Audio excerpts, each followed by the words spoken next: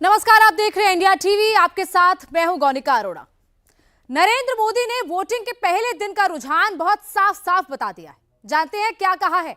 मोदी ने कहा है 4 जून के बाद इंडिया अलायंस वाले एक दूसरे के कपड़े फाड़ देंगे। 4 जून के बाद इंडिया अलायंस वाले एक दूसरे के सर के बाल नोच लेंगे। मोदी ने यह तक कहा कि पहले राउंड की बंपर वोटिंग देखकर ही विरोधियों की नींद उड़ गई है। यानी राउंड 1 की 102 सीटों को लेकर मोदी सुपर कॉन्फिडेंट दिख रहे हैं। मोदी को सीधे ग्राउंड से फीडबैक मिला है। 400 की शुरुआती काउंटिंग हो रही है। ऐसे समझिए कि 102 सीटों पर काउंटिंग हो चुकी है। अब मोदी का पूरा फोकस सेकेंड फेज की 89 सीटों पर है। 89 से 16 सीटें बिहार, यूपी और बंगाल की है। केरल की 20 सीटों पर राउंड 2 में वोटिंग होगी, जिसमें वायनाड भी है। वहां से राहुल गांधी लड़ रहे हैं। मगर आज राउंड 2 के चुनाव प्रचार के लिए मोदी ने महाराष्ट्र और कर्नाटक को चुना। दूसरे चरण में महाराष्ट्र की 8 और कर्नाटक की 28 में से 14 सीटों पर वोटिंग होगी। मोदी ने इन दोनों लोकेशन से अगले 6 फेज का टोन सेट कर दिया है। तो क्या 24 के नतीजों का सस्पेंस 4 जून से पहले ही पूरी तरह खत्म हो गया है? बाकी बची 441 सीटों का रुझान क्या कह रहा है, इस रिपोर्ट से समझते हैं। क्या नरेंद्र मोदी को 24 का रिजल्ट पता है? मोदी के पास पहले फेज की 102 सीटों का ऐसा कौन सा डेटा है? राउंड 2 में 13 राज्यों की 89 सीटों पर क्या होगा? क्या मोदी को इसका फीडबैक अभी से मिल गया है? एक तरफा मतदान हुआ है। इंडिया अलायंस को पूरी तरह नकार दिया, नकार दिया, नकार दिया। 4 जून को क्या होगा? क्या अमित शाह को 19 अप्रैल को ही पता चल गया? अमित शाह ने फुल कॉन्फिडेंस में क्यों कहा पहले चरण का नतीजा बताऊं क्या? आपको परिणाम जानना है? अरे जोर से बोलो, जानना है, मगर किसी को बताना मत। हाँ, बता दूं मैं। एक तरफा मतदान के मोदी के दावों में कितना दम है?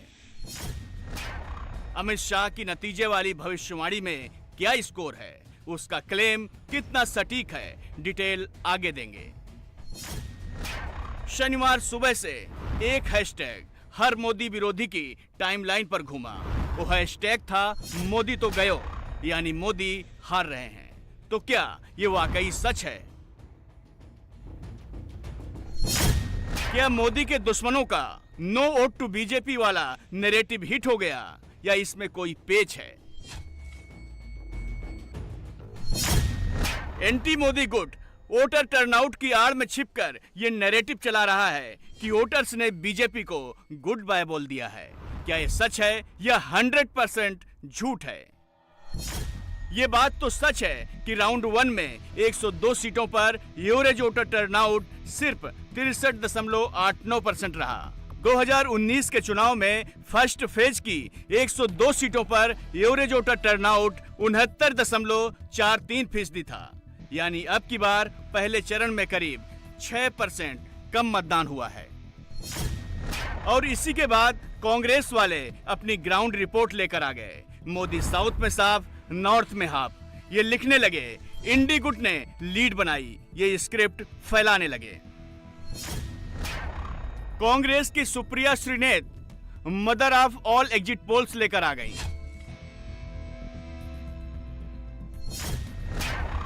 यूथ कांग्रेस के अध्यक्ष ने राउंड 1 के बाद किए मोदी के पोस्ट को एडिट करके उसमें एनडीए की जगह इंडी का नाम फिट करके माहौल बनाना शुरू कर दिया।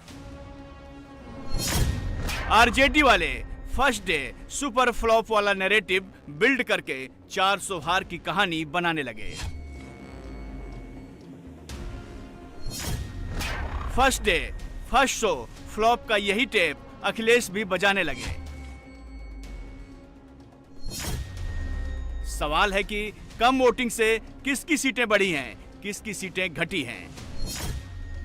क्या राउंड 1 का वोटर ट्रेंड मोदी के लिए खतरे की घंटी है, या फिर मोदी के विरोधी खेमे के लिए बैड न्यूज है? इसका एक जवाब नरेंद्र मोदी के इस सोशल मीडिया पोस्ट में है, जिसमें उन्होंने खुल्लम खुल्ला कह दिया है पहले चरण का रुझान देख इंडी अलायंस वालों की नींद उड़ गई है। मोदी ने तो ये तक कह दिया है कि 4 जून के बाद इंडी वाले एक दूसरे के कपड़े फाड़ने वाले हैं, एक दूसरे के बाल नोचने वाले हैं। और जो जानकारियां मिल रही है उसे विश्वास पक्का हो रहा है कि पहले चरण में एनडीए के पक्ष में एक तरफा मतदान हुआ है। वोटर भी देख रहे हैं कि कैसे इंडी अलायंस के लोग अपने स्वार्थ में, अपने भ्रष्टाचार को बचाने के लिए एक साथ आए हैं। और इसलिए खबरें यही है कि पहले चरण में वोटर्स ने इंडी अलायंस को पूरी तरह नकार दिया है। 4 जून के बाद इंडी गठबंधन आज जो 25% सीटों पर बिखरा है, लड़ाई अंदर अंदर लड़ रहा है, 4 जून के बाद वो 100% एक दूसरे के कपड़े फाड़ने वाले हैं, एक दूसरे के बाल नोचने वाले हैं। मोदी एनडीए के फेवर में बम्पर मतदान का जो दावा कर रहे हैं वो ऐसा अपनी रिपोर्ट के आधार पर कर रहे हैं, मगर कम मतदान का होना कहीं मोदी की पार्टी के लिए चिंता का विषय तो नहीं है। विरोधी तो अभी से इसका ढोल पीट रहे हैं। लेकिन क्या हाई और लो वोटर टर्नआउट का चुनाव नतीजों पर ज्यादा फर्क पड़ता है? इसे कुछ फैक्ट से समझिए। 1951-52 से लेकर 2019 तक देश में 17 लोकसभा चुनाव हुए। पहले चुनाव को छोड़ दें तो 1957 से 2019 के बीच 16 लोकसभा चुनाव में वोटर टर्नआउट 6 बार कम हुआ और 10 बार बढ़ा। बावजूद इसके इस पीरियड में 8 बार उस पार्टी को जीत मिली जो पहले से सरकार में थी और 8 बार ही नई सरकारें आई। उदाहरण के तौर पर जिन 10 मौकों पर वोटर टर्नआउट बढ़ा उनमें से 4 बार मौजूदा सरकार को हार मिली और 6 बार मौजूदा सरकार ही जीती। जिन 6 मौकों पर वोटर टर्नआउट कम हुआ उनमें भी मौजूदा सरकार को 4 बार हार मिली और 2 बार जीत मिली। एक इंडिकेशन तो साफ है कि पहले फेज में हाई और लो वोटर टर्नआउट का चुनाव नतीजों पर बहुत ज्यादा फर्क पड़ेगा। इसका कोई क्लियर ट्रेंड नहीं है, मगर मोदी कोई रिस्क नहीं लेना चाहते, कोई चांस नहीं लेना चाहते। इसलिए राउंड 2 से पहले अपनी पार्टी को भी और विरोधियों को भी कमर कसने की नसीहत दे रहे हैं और मतदाताओं से बार बार कह रहे हैं जिसको भी मत देना है दीजिए, मगर वोट जरूर कीजिए। वैसे अगर मोदी के शब्दों पर गौर करेंगे तो समझ जाएंगे मोदी क्या कहने की कोशिश कर रहे हैं और क्यों कह रहे हैं। एनडीए के भव्य विजय की पहले चरण में साफ साफ आपका सहयोग के बावजूद भी लोकतंत्र के लिए मैं फिर आग्रह करूंगा कि भारी मतदान होना चाहिए और मैं राजनीतिक क्षेत्र के सभी दल के कार्यकर्ताओं को कहूंगा, भले आपको लगता हो आज कि भाई अब चुनाव हारने वाले क्यों मेहनत करें, मैं उनको भी कहता हूं लोकतंत्र के लिए मेहनत कीजिए। अरे आज नहीं तो कल, कल नहीं तो परसों, परसों नहीं तो नरसों, अरे कभी तो मौका आएगा। ऐसे निराश होके क्या बैठ गए हो?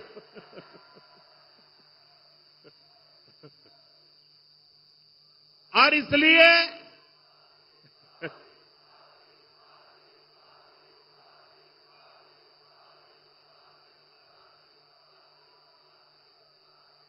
जिनकी हार सुनिश्चित है उनके कार्यकर्ताओं को भी मैं हौसला बुलंद करते हुए कहना चाहता हूं कि आप मतदाताओं को जरूर मतदान करने के लिए प्रेरित कीजिए।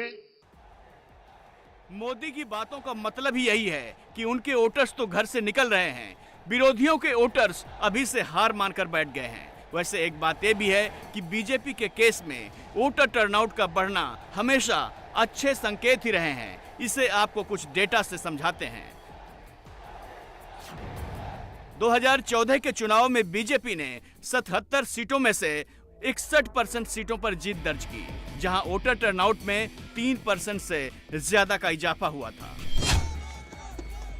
हाई वोटर टर्नआउट को आमतौर पर एंटी इनकम्बेंसी से जोड़कर देखा जाता है, लेकिन बीजेपी के केस में ये फेवरेबल है। और ये कैसे है, ये समझने के लिए आपको राजस्थान के विधानसभा चुनाव का एक आंकड़ा दिखाते हैं। 2023 के राजस्थान विधानसभा चुनाव में 74.62% वोट पड़े और बीजेपी की सरकार बनी। 1998 के चुनाव में जब 63.39% वोटिंग हुई तो राजस्थान में कांग्रेस ने 153 सीट जीती और बीजेपी ने 33 सीट जीती। 2003 में वोट परसेंटेज बढ़ा, 67.18% वोटिंग हुई, कांग्रेस को 56 तो बीजेपी को 120 सीटें मिली। 2008 में 66.25% वोट पड़े, यानी 2003 से कम। नतीजा ये हुआ कि कांग्रेस को 96 सीट और बीजेपी को 78 सीट मिली। 2013 में वोट प्रतिशत फिर से बढ़ा, तब 75.04% वोट पड़े, कांग्रेस को 21 और बीजेपी को 163 सीटें मिली। 2018 में वोट परसेंट फिर से कम हुआ, उस वक्त 74.06% मतदान हुआ, कांग्रेस को 100 और बीजेपी को 73 सीटें मिली। यानी राजस्थान का अंकगणित यही कहता है कि जब जब वहां वोट परसेंटेज कम हुआ तब तक कांग्रेस को फायदा हुआ और जब जब वोट परसेंट बढ़ा बीजेपी को फायदा हुआ। मगर इस बार पहले फेज में राजस्थान में वोट परसेंटेज कम हुआ है। राजस्थान में पहले चरण की 12 लोकसभा सीटों पर करीब 58% मतदान हुआ, जबकि 2019 के पहले चरण में इन 12 सीटों पर वोटर टर्नआउट 63.71% था। यानी अब की बार करीब 6% कम वोट राजस्थान में पड़े हैं। बावजूद इसके बीजेपी राजस्थान में पहले फेज की 12 सीटों सहित 25 की 25 सीटें जीतने का दावा कर रही है। अमित शाह खुद राजस्थान की धरती पर जाकर अपने इंटरनल रिपोर्ट और अनुमान के आधार पर बड़ी बढ़त का दावा कर रहे हैं। तो क्या इसका ये मतलब है कि राजस्थान में कम मतदान होने के बावजूद मोदी के फेवर में प्रो इनकम्बेंसी की लहर चल रही है? कल पहले चरण का चुनाव था, आपको परिणाम जानना है? अरे जोर से बोलो, जानना है? मगर किसी को बताना मत। हाँ, बता दूं मैं, 12 की 12 सीटें नरेंद्र मोदी जी की झोली में जा रही है। भाई और बहनों,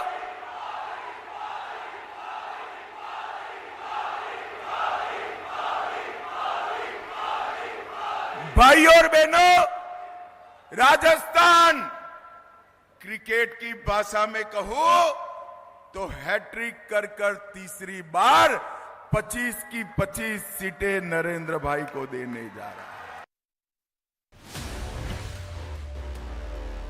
मोदी के दुश्मन लो वोटर टर्नआउट से ही खुश हुए जा रहे हैं। 2004 रीलोडिंग वाला पर्चा घुमा रहे हैं। राहुल शुक्रवार को कहीं नहीं दिखे, वो सोशल मीडिया पर ही अपना नैरेटिव बनाते रहे।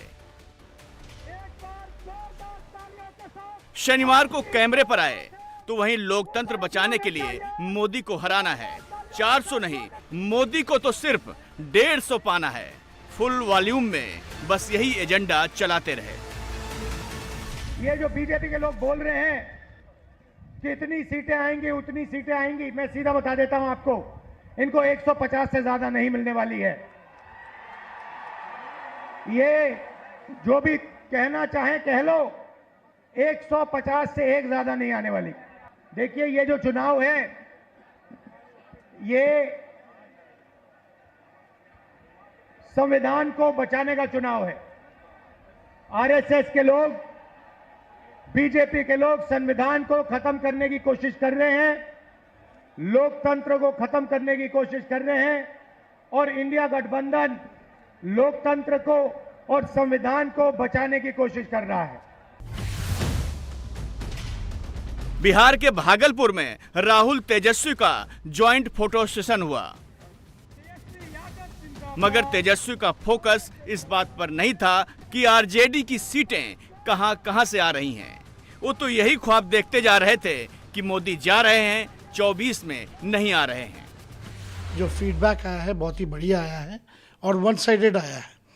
जो बीजेपी का 2024 का 400 पार का जो फिल्म था वो फर्स्ट डे ही जो है सुपर फ्लॉप हो गया है और काट की हांडी जो है बार बार नहीं चढ़ती है और ये जो बीजेपी का जो जुमलों का जो पहाड़ था ये दह चुका है। कोई फर्स्ट फेज में कोई टक्कर नहीं है और हमने कई बार कहा है कि बिहार जो है इस बार चौंकाने वाला रिजल्ट देगा।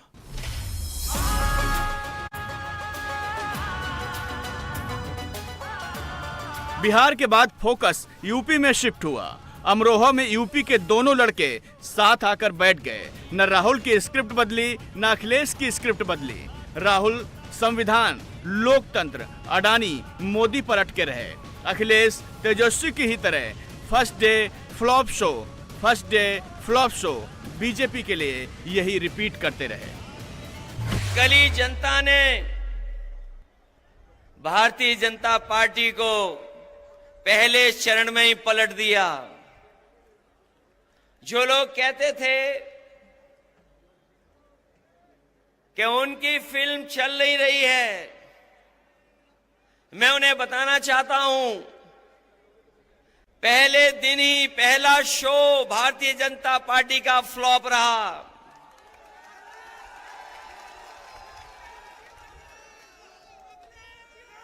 उनकी झूठी कहानी कोई सुनना नहीं चाहता। उनके घिसे पिटे डायलॉग अब जनता के बीच में चल नहीं रहे। इस बार तो अमरोहा की ढोलक बज करके भारतीय जनता पार्टी की विदाई होने जा रही है।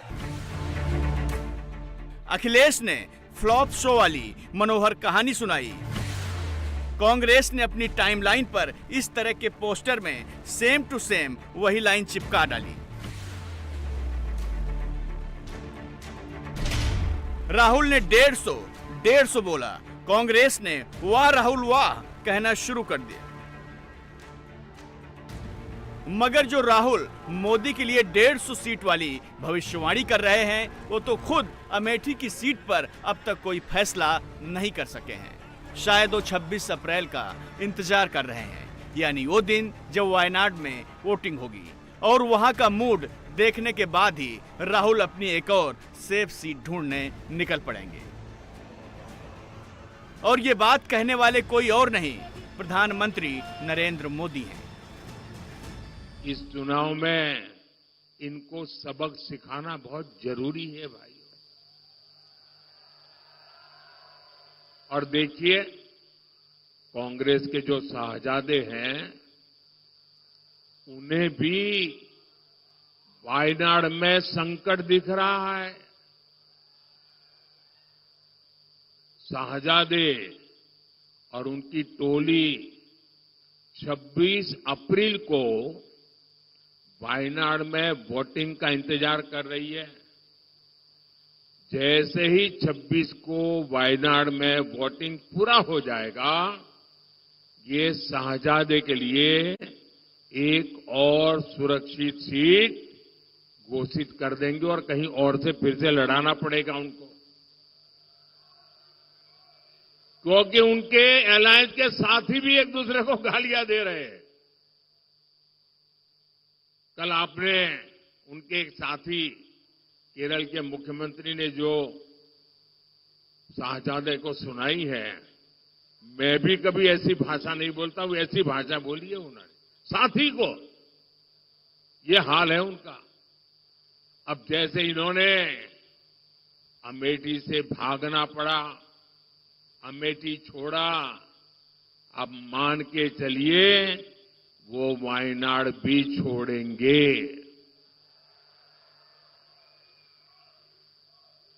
आप कांग्रेस का ये परिवार आपको आश्चर्य होगा, आजादी के पहली बार स्थिति ऐसी बन रही है कि कांग्रेस का परिवार इस चुनाव में कांग्रेस को वोट नहीं देगा। खुद कांग्रेस को वोट नहीं देगा। ये हाल है इनका, क्योंकि जहां वो रहते हैं वहां कांग्रेस का उम्मीदवार ही नहीं है। अब ये ऐसी स्थिति कभी सोची है आपने कांग्रेस की कि जिस परिवार के भरोसे कांग्रेस चलती है वो परिवार खुद कांग्रेस को वोट नहीं दे पाएगा। यानी जिस वक्त मोदी विरोधी खेमा फर्स्ट फेज में ही अटका है, उस वक्त मोदी सेकंड फेज की 89 सीटों पर अपना फोकस शिफ्ट कर चुके हैं। मगर इंडी अलायंस वाले अभी भी पोस्टर वॉर में ही बिजी हैं। मोदी की इस तरह की एडिटेड इमेज ही वायरल कराने में बिजी हैं। लेकिन सोशल मीडिया पर डिफीट बीजेपी लिखने से क्या राहुल मोदी को 24 में हरा देंगे, पछाड़ देंगे? जवाब है नहीं। चुनाव आयोग नहीं रहा, इस तरह का शोक संदेश फैला देने से क्या राहुल वोट पालेंगे? जवाब है नहीं। भारत माता की। वोट बढ़े या घटे, अगले चरणों में बढ़ेंगे या घटेंगे, इसकी जानकारी तो ग्राउंड जीरो से मिलेगी और मोदी को यह रिपोर्ट मिल रही है। शब्द पढ़ लीजिए, गेटिंग एक्सीलेंट फीडबैक। इन 3 शब्दों से साफ साफ पता चल रहा है मोदी अगले राउंड को लेकर कितने कॉन्फिडेंट हैं। और ये सीधे सीधे राहुल और राहुल की पार्टी के लिए बहुत बड़े खतरे का संकेत है। मोदी और अमित शाह दोनों पब्लिक के बीच रेड अलर्ट भेज चुके हैं। इंडी अलायंस वालों से बचकर रहना। मोबाइल ये मैसेज डिलीवर कर चुके हैं। आपको इंडी अघाड़ी से बहुत सतर्क रहना है। कांग्रेस एक ऐसी बेल है जिसकी अपनी न कोई जड़ है न जमीन है, और इसे जो सहारा देता है ये उसे ही सुखा देती है। ये राहुल बाबा और उनकी बहना हर 3 महीने में विदेश में वैकेशन करते हैं।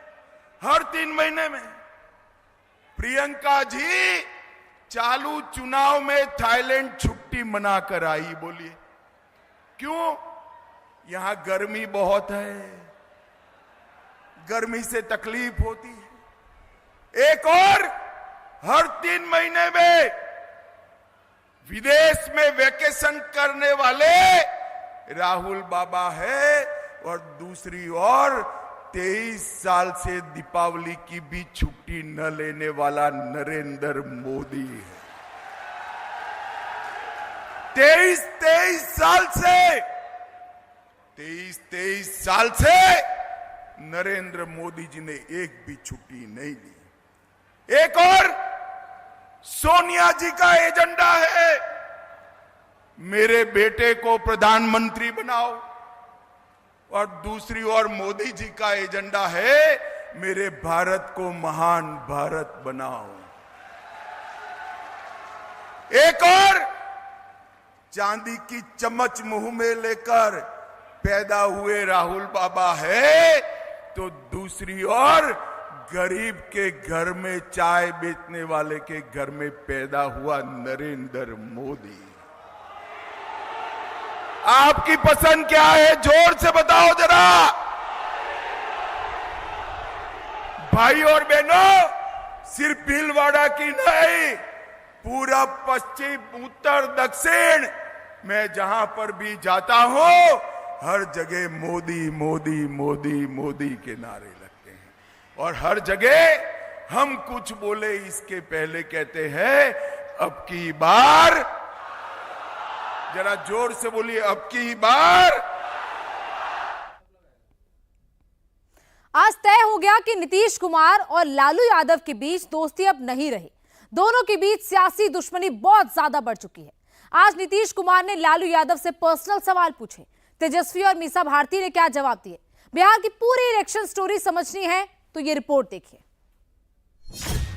बिहार की चुनावी लड़ाई बाल बच्चा पर आई।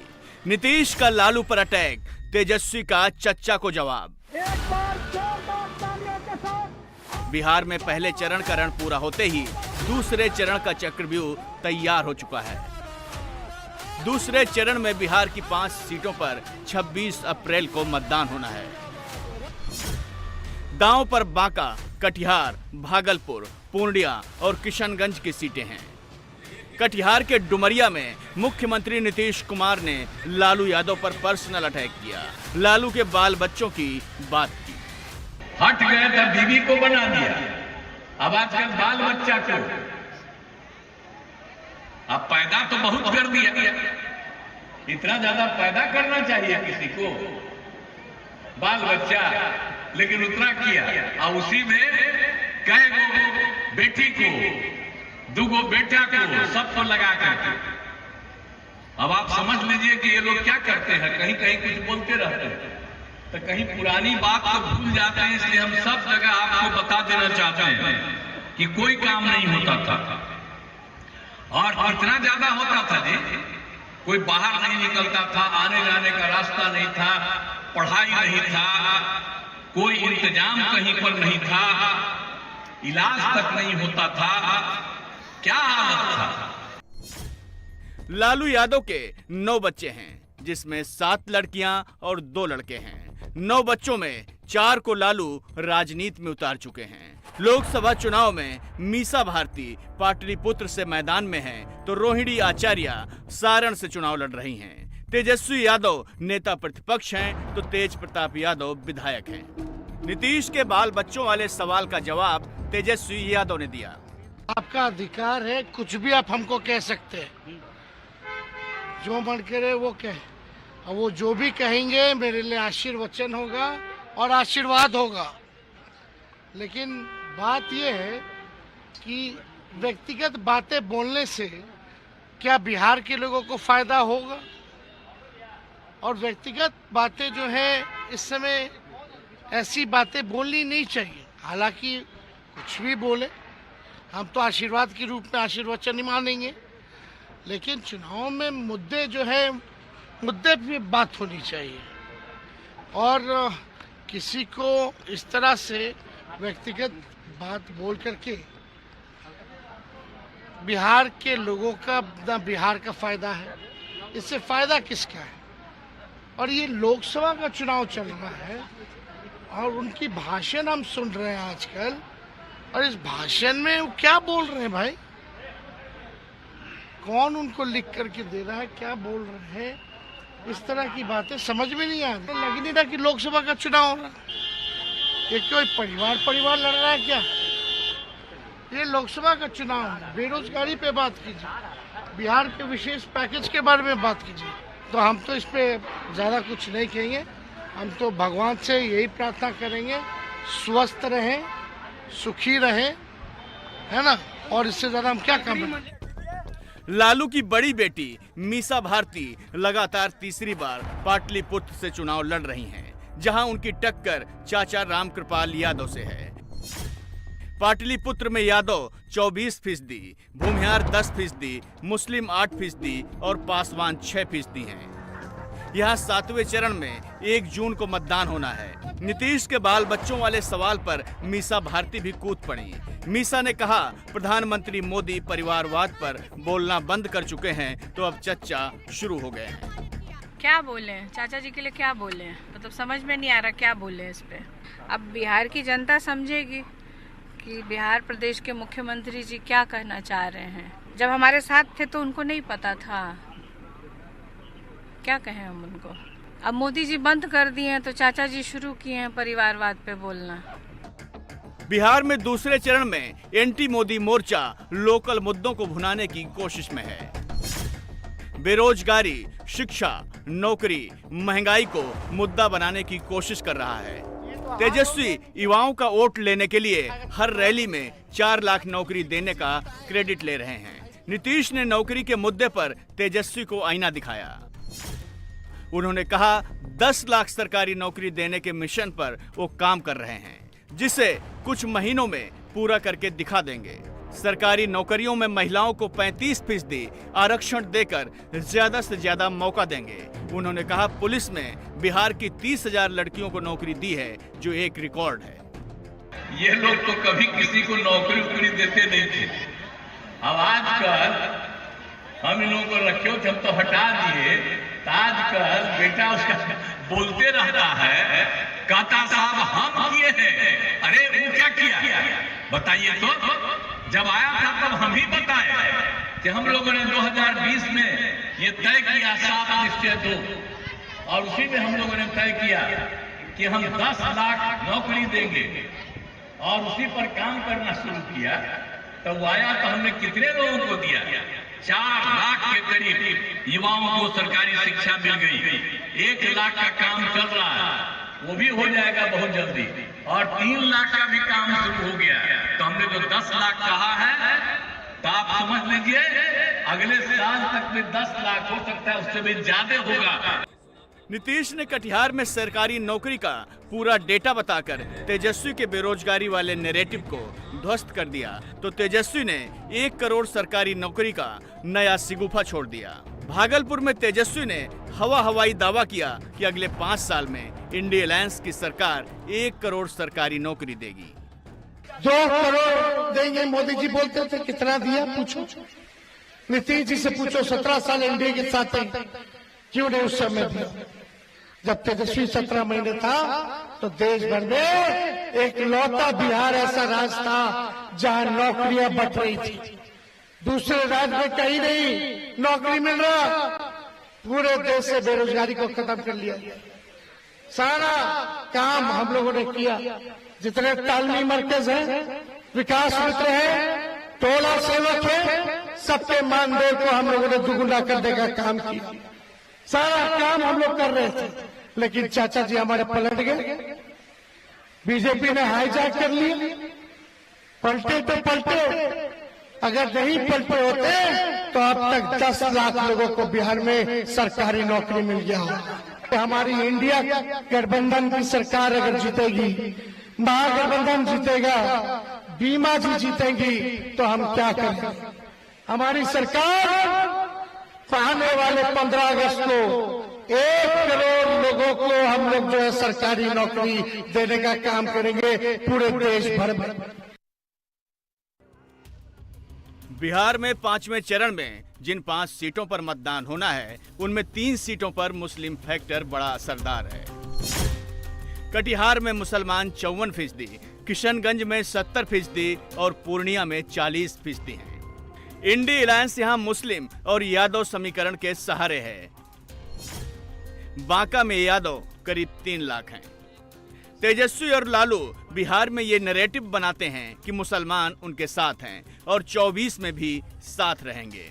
नीतीश ने कटिहार में पहले बाल बच्चों पर लालू के खानदान को घेरा, फिर सवाल पूछा कि उन्होंने अपने राज्य में बिहार के मुसलमानों की तरक्की के लिए क्या किया है। आज जो लोग दावा करते रहते हैं कि मुस्लिम उनके साथ है, उनका है, तो जरा बता दें कि मुसलमान लोगों के साथ क्या किए थे। आप जरा बताइए कितना मुसलमानों के साथ झगड़ा होता था, अब कितना ज्यादा शांति है। इसलिए हम मुस्लिम समुदाय को कहेंगे कि भाई हम तो समाज के हर तबके का उत्थान करते हैं, चाहे हिंदू हो, मुस्लिम हो, कोई भी जाति का हो, सबके उत्थान के लिए, सबके विकास के लिए हम काम करते हैं। मदरसों का सरकारी मान्यता दी गई, और तो हम लोगों ने दिए ना, पहले नहीं। आज जो वो लोग का अपना है उसके लिए भी, उसमें जो पढ़ाते हैं उनको जो सरकारी स्कूलों में हम लोग पैसा देते हैं, उसको भी दे देते हैं पैसा उसके टीचर से। तो एक एक तरह का काम हम लोगों ने करवाया है। तेजस्वी यादव और उनका परिवार कुछ दिन से ये नैरेटिव बनाने की कोशिश कर रहा है कि एनडीए में सब कुछ ठीक ठाक नहीं है। नीतीश और नरेंद्र मोदी एक मंच पर नहीं आ रहे हैं। उन्हें आज मुंगेर की तस्वीरें देखनी चाहिए, जहां जेडीयू और बीजेपी की केमिस्ट्री देखने को मिली। ललन सिंह के नामांकन में बीजेपी के तमाम बड़े नेता साथ दिखे। बीजेपी के डिप्टी सीएम सम्राट चौधरी और पूर्व deputy CM Vijay Sinha road show के साथ चले। मुंगेर में उमड़ा जन सैलाब देखकर लालू को अंदाजा हो गया होगा कि 4 जून को क्या नतीजा आने वाला है। सम्राट चौधरी ने तो यहाँ तक कह दिया कि लालू अब मुखिया का चुनाव भी नहीं जीत सकते हैं। हम लोग ये सुनना चाह रहे थे कि बिहार की जनता से माफी मांगा कि नहीं उन्होंने, कि 55 वर्ष इस देश के आजादी के बाद 55 वर्ष उनके परिवार के लोगों ने सत्ता चलाया और लालू प्रसाद जी जो आज सड़क पर हैं उसके दोषी राहुल गांधी हैं, तो इसके लिए माफी मांगा कि नहीं ये जानना चाहते। माफी मांगना चाहिए था ना कि लालू जी आज मुखिया भी नहीं बन सकते हैं और उसका कारण सिर्फ और सिर्फ राहुल गांधी है, तो माफी मांगेंगे कि नहीं मांगेंगे। बिहार में जहां लालू सिर्फ यादव और मुस्लिम वोट के सहारे हैं, वहीं एनडीए के साथ सवर्ण, कुर्मी, कोयरी, दलित सब जुड़े हुए हैं। कुर्मी को नीतीश के जरिए, कोयरी को उपेंद्र कुशवाहा और सम्राट चौधरी के जरिए, दलितों को चिराग पासवान और जीतन राम मांझी के जरिए मोदी ने साथ दिया है। मतलब 40 में 40 कहीं जाने वाली नहीं है। जनता मान चुकी है कि अब सरकार बनाने के लिए नहीं, 400 पार करने के लिए 40 के 40 जिताना है। देखिए तेजस्वी यादव जी पूरी उनकी पारिवारिक जमींदारी फ्लॉप करने जा रही है। बिहार में राजद का, लालू यादव का पारिवारिक जमींदारी समाप्त होगा, परिवार का एक भी सदस्य नहीं जीतेगा और बिहार इस बिहारी शब्द को कलंकित करने वाले से बिहारी जनता मुक्त करेगा इनको। परिवार से बाहर वो सोच ही नहीं सकते हैं। वो व्यक्ति बिहार की बर्बादी का सबसे बड़े नायक रहे हैं और हर बिहारी उनके कर्म से कहीं न कहीं अपने को अपमानित महसूस किया है, लज्जित महसूस किया है।